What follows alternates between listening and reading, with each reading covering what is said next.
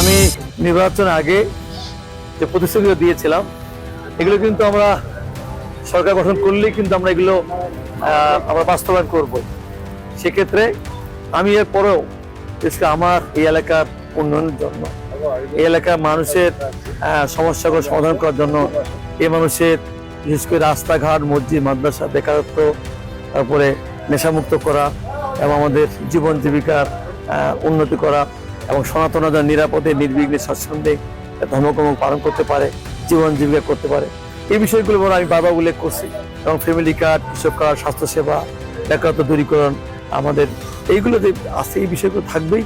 এবং আমি বিশেষ করে আমাদের এই বদা এলাকায় আমাদের বিশেষ করে যে রোড আছে, আমাদের হাইওয়ে রোড, সেটা কিন্তু প্রতিনিয়ত প্রায় 2000-এর মতো ট্রাক চলাচল করে বিকাল থেকে রাত 9-10টা মতো। সেটা প্রতি মাসেই কিন্তু একটা দুর্ঘটনা ঘটে।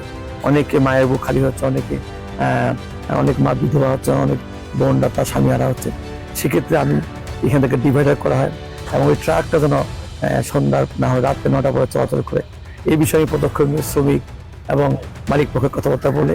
এছাড়াও আমি আশা করব যে আমাদের এই যে বিজয়, এই বিজয়টা শুধু আমি দলীয় হিসেবে না, আমি আজকে যারা পরাজিত হয়েছে নির্বাচন করে, আমি সবাইকে নিয়ে মহিমান্বিত একটা এই নির্বাচনী আসন বিভিন্ন করে গড়ে তুলতে চাই। এখানে সবার একটা পরামর্শ নিব, মতামত নেব এবং আমি কোনো দলীয় দৃষ্টিতে কিন্তু আমার এই এলাকায় কিন্তু আমি মানুষকে বিচার করবো না। মনে করবো আমার সবাই আমার ভোটার এবং সবাইকে সেই একই দৃষ্টিতে দেখে আমি আগামী দিনে আমার উন্নয়নগুলো এলাকার মানুষের স্বপ্নগুলো পূরণ করার জন্য এবং মানুষের প্রত্যাশা পূরণ করার জন্য, আইন শৃঙ্খলা বজায় রাখার জন্য সেইগুলো সবাইকে নিয়ে সবার মতামত ভিত্তিতে আমি কাজ করি। ধন্যবাদ।